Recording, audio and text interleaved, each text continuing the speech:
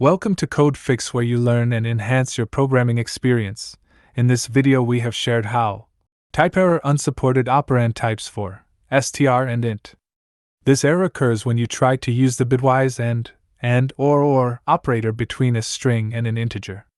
These operators are only valid for numeric values. Here's an example of how this error can occur.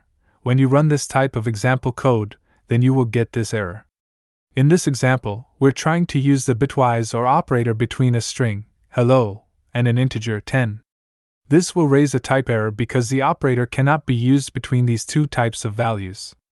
To fix this error, make sure that you're only using bitwise operators between numeric values.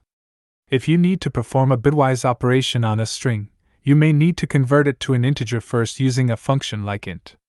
Alternatively, if you need to concatenate two strings, you can use the plus operator instead of the bitwise or operator. Hopefully this video helps you to sort out the issue you were facing. If you still face problem or need further help, just write in comments. I will reply you as soon as possible. Before you go, if you like this video, you can subscribe for this channel for future videos which can help and assist you further.